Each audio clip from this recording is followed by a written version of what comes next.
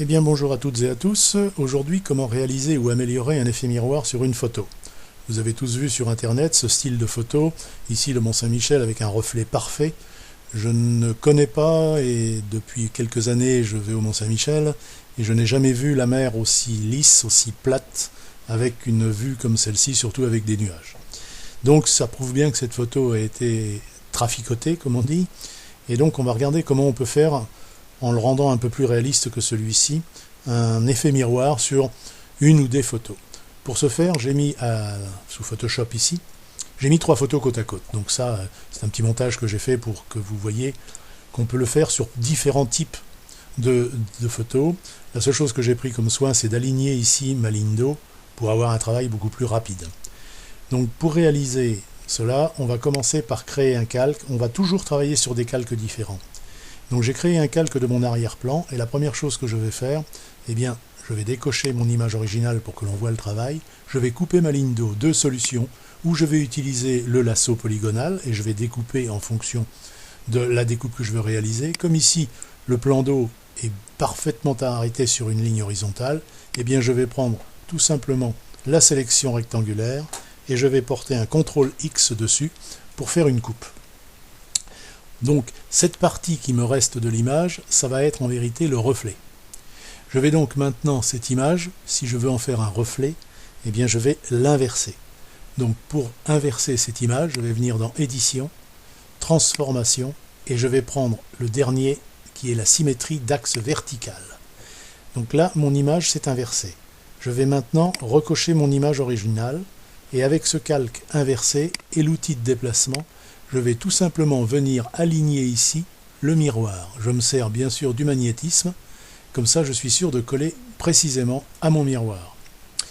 Une fois que cela est fait, eh bien moi je vais atténuer un peu cet effet miroir en appliquant un filtre.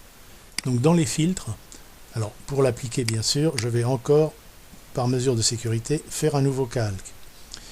Je vais venir dans mon filtre, atténuation, et dans le filtre atténuation, je vais chercher le flou directionnel.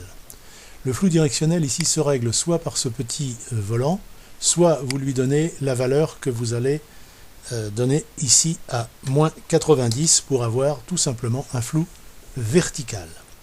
Ensuite, la distance. La distance, c'est la quantité de flou que l'on va appliquer. Pour cette démonstration, je pense que aux alentours de 30, voilà, 31 c'est parfait, et je vais lui demander de me faire tout de suite ce filtre. Donc voilà, le flou est appliqué ici. Simplement, le flou est appliqué sur une luminosité qui est constante. Et là, je trouve que ce n'est pas le but. Je vais encore maintenant refaire un nouveau calque. Et je vais venir chercher dans ici les dégradés.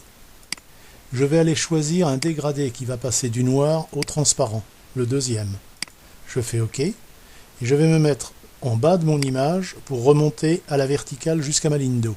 Je lâche. Et voilà, ça a eu pour effet de m'assombrir mon effet miroir. Il est bien sûr ici assombri un petit peu de trop. Vous avez donc toujours, en venant dans Édition, vous avez atténué le dégradé et vous allez pouvoir enlever un petit peu de foncé au dégradé ici. Quand vous avez atteint ce qui vous paraît correct, eh bien vous faites OK. Donc maintenant, nous allons donner de la texture à notre eau. Nous allons ici créer un nouveau calque, mais là le calque est vierge. Ici, vous avez couleur arrière-plan et avant-plan. On peut aussi, dans certains cas, avoir première couleur et deuxième couleur de filtre. Pour changer les couleurs, il y a 2 techniques. Soit vous venez chercher directement la couleur qui vous plaît sur, ici, eh bien, le sélecteur de couleurs, ou alors vous utilisez une table de référence de couleurs que l'on télécharge sur internet et que l'on trouve très facilement, qui en fonction de la couleur va vous donner le code à appliquer. Ce code est ici à mettre en 6 caractères derrière le dièse. Donc moi je vais d'abord mettre un bleu profond. Donc sur ma feuille j'ai un bleu qui correspond au 08 23 35. Donc voilà mon bleu profond qui s'est mis. Je fais OK. Et sur mon arrière-plan je vais prendre un bleu un petit peu plus clair. Ce bleu un peu plus clair, je vais le mettre ici face au dièse. C'est le 4372 AA. 4372 AA. Vous voyez que le bleu est beaucoup plus clair et je fais OK. Maintenant, Sur ce calque, je vais venir dans les filtres. Et dans les filtres, je vais chercher les rendus et je vais choisir nuage. Pourquoi j'ai choisi nuage? Eh bien, c'est le seul filtre qui va s'appliquer dans les rendus sur un calque vierge. Les autres ne s'appliqueront que si le calque est rempli ou déjà contient de la matière. Donc, je retourne, alors vous le voyez ici, que mon bleu foncé et mon bleu clair ont été utilisés par le filtre pour aller faire un aléatoire de bleu foncé et de bleu clair. Je vais revenir une nouvelle fois dans mes filtres rendus, et là, je vais lui appliquer le filtre fibre. Là, il me demande un réglage. Alors, vous allez avoir à régler la variance et l'intensité. La variance, c'est tout simplement le nombre de lignes qu'il va créer. Donc, on va lui mettre une variance aux alentours. Alors, il faut savoir qu'on est en train d'essayer de faire de l'eau, hein. Donc, on va lui donner à peu près 22. Et l'intensité, c'est pas la peine de monter en intensité. On va lui donner une intensité de, allez, on va dire 10. Alors vous verrez qu'en fonction de ce que vous voulez faire, vous augmenterez ou diminuerez. Et là, donc, je vais faire, alors vous le laissez bien sûr en aléatoire ici si vous le voulez, hein, c'est-à-dire que vous cherchez tout simplement quelque chose qui vous convient. Voilà, par exemple, celui-ci me convient très bien, et je fais OK. Bien sûr, l'eau n'est pas dans le bon sens. Je vais donc venir dans Édition, Transformation, Édition, Transformation, Rotation, 90 degrés, et voilà, je suis dans le bon sens. Je vais maintenant déplacer avec l'outil de déplacement ici. Je vais maintenant déplacer pour venir mettre au niveau de mon miroir, je vais déplacer ce calque que je vais mettre ici. Et je vais faire Édition, Transformation manuelle, ce qui va permettre de le tirer jusqu'au bout. Je me mets bien à la limite de ma ligne d'eau. Alors, c'est pas facile parce que là, il y a 3 images. Voilà. Et je le valide.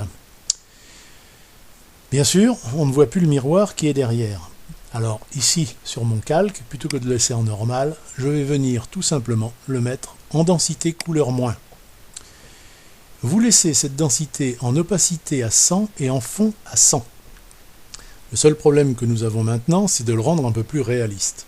Nous allons donc retourner dans le menu Images, et dans cette image, nous allons prendre le réglage, et nous allons tout simplement toucher la teinte et la saturation. Vous allez ici choisir Personnaliser. Vous laissez Global pour qu'il travaille la totalité des couleurs, et vous ne touchez pas la teinte, puisque la teinte a été décidée tout simplement par l'avant et l'arrière-plan. Par contre, nous allons fortement désaturer ce reflet, pour le désaturer aux alentours de -70, -65, et nous allons lui diminuer sa luminosité pour que ça devienne un petit peu plus réaliste. Donc voilà qui est fait, et je dis OK, et c'est terminé. Voilà, mon miroir est fait. Alors si je veux être un peu plus puriste, je vais décocher mon image originale. Ici, il ne me reste que mon image miroir. Les calques qui sont ici, eh bien, je vais tout simplement les fusionner entre eux. Je vais revenir maintenant sur ma ligne d'eau ici de mon original. Je vais donc tracer ici, à partir de la ligne d'eau, un rectangle vers le haut. Je vais appeler mon miroir et je vais faire un CTRL X pour couper les bavures. Et bien voilà, c'est terminé. Mon image a été réalisée ici avec un effet sur le Mont Saint-Michel, sur la Tour Eiffel et sur Manhattan. Je vais donc maintenant pouvoir enregistrer cette image. Je vais donc calque, aplanir mon image et je vais l'enregistrer pour la comparer tout simplement à notre image de base. Donc je vais l'enregistrer ici avec un petit B derrière. Et voilà, on va voir un petit peu ce que ça a donné. Donc, pour venir sur notre image ici, nous avions une image qui était celle-ci, et nous passons à l'image qui est celle-là. Voilà, eh bien je vous laisse, si cela vous intéresse, vous lancer dans l'effet miroir. À bientôt.